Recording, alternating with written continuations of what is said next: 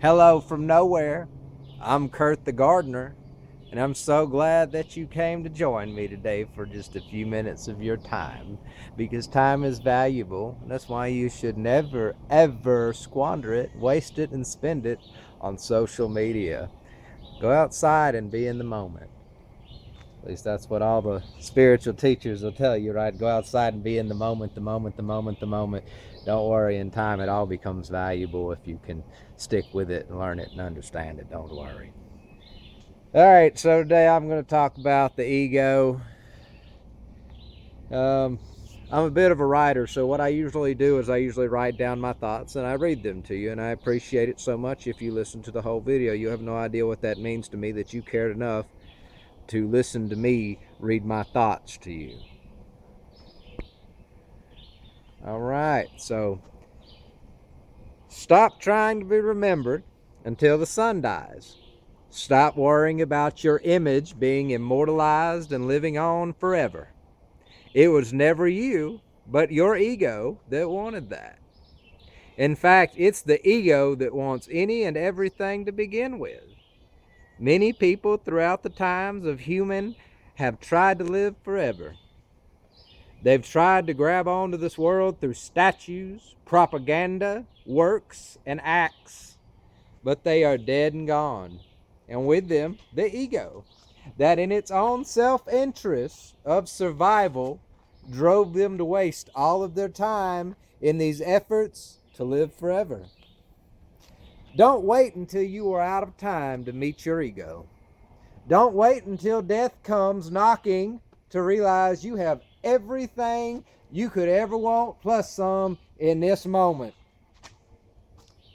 When you find yourself frustrated at someone or something, I want you to ask yourself this: why?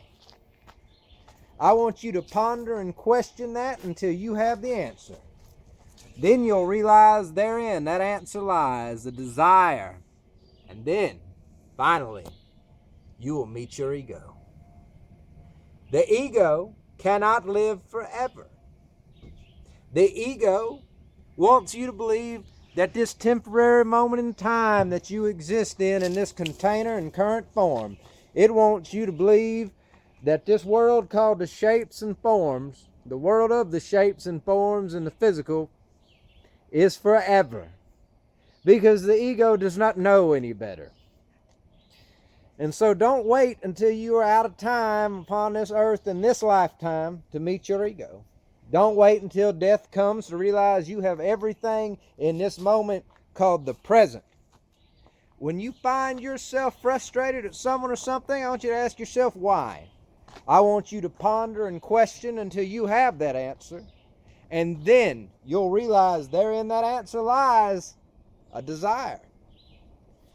And with realizing that desire is there, that's when you will meet your ego. The ego cannot live forever. This world of the physical, of the shapes and forms, is built off of ego, off of many people's egos. It is all born, lives, and then dies, just like this container it came in. Countries, nations, businesses, organizations, etc., are all dreams that egos have constructed. Someone's ego has dreamt a dream, and in these modern days, humans only dream for money, wealth, and power. But that's not correct, because the ego of human beings, regardless of modern times or not, have always dreamt of money, wealth, and power. There really is nothing new under this sun. To join a business as an employee is to step into and merge into the dream of another. The business is seldom the dream, it is just the means of the realization of their dream, which is most likely wealth acquisition in some form. Only ever work enough to keep your container and physical body alive. Do not pursue meaningless temporary desires at the cost of what is most valuable, your life and times upon this earth. And that's Thessalonians 4:11. Let me sum it up. Aspire to live quiet lives working with your hands, minding your own business, so that you may be dependent upon no one. The modern business model is no longer about building something great. It is no longer about how to lift up the lives of all. It is no longer about being the best. Even though that could be summed up as the ego, but bear with me. It is no longer about being the best. It is about how to exploit the system that was built in those ways, the system that built the nation that people risked their entire lives to come to, the nation that was built on the idea that if you thought you could do something, you were free to do it. You could go into the wilderness and construct your own shelter, raise your own foods, and live at presence and peace with God.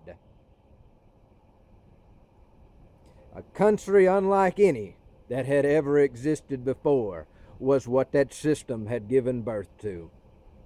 A system that generated so much wealth that even the poorest lived like better than the kings of old, and it made Babylon, the ancient kingdom, it made them shrivel in comparison, just like a grain of sand to the greatness that was America. The modern business is about the select few at the top shape-shifting into vacuum cleaners and sucking all the money, wealth, sweat, and blood out of everything and everyone. Here's your sign of the times, ladies and gentlemen. Most modern churches, for example, they look poor and run down on some strip mall somewhere on the outside, but you go inside and it is extravagantly luxurious and extraordinary on that inside. While the modern business looks incredible and spectacular on the outside, but upon closer inspection of the inside and how it was constructed in an effort to get it together as fast and cheaply as possible to start the money-sucking process of these modern businesses, they are nothing short of a crap hole harboring a painted whore. This is a representation and metaphor of the world's ways and the Spirit's ways. This is 100% undeniably a sign of these times in which we live in this go around. To stop being subservient to your ego is to reject this consumerist garbage can called the modern world that has been set on fire in the pursuits and desires of those who hold the power and the wealth in their ego. They do not pursue peace and harmony. They pursue rampant consumption. They pursue reckless wealth acquisition, and they do not care what they have to do to get it and appease the ego that is within, that if you brought to their attention that is 100% their ego, they would look offended at you, lost at you, blinded by that ego, and they would proceed to say, I don't have an ego. Yes, you do. Your ego is quite awful because your ego has driven you, just like a puppet and a tool, to destroy and set on fire everything wholesome upon this earth. And this is a representation and metaphor of the world's ways and the Spirit's ways. This is 100% undeniably a sign of these times. To stop being subservient to your ego is to reject the consumerist garbage can called the modern world. To stop worshiping your ego is to stop consuming, as without the ego forcing you to kneel at its altars and praise it and worship it with your longing and your desire, you will do neither no longer. To turn your back on the ego and cast it out of yourself is to overcome your ego. And that's where you will find God. Stop serving your ego and start serving God. Ladies and gentlemen, if you made it to the end with me, I so much appreciate you listening to me and my writings, and I so much appreciate your company. And I hope that you get something from this, and I hope you have a great day and a great rest of your week. And remember, I'm Kurt the Gardener, and I want to make sure you understand this. You are always welcome in nowhere.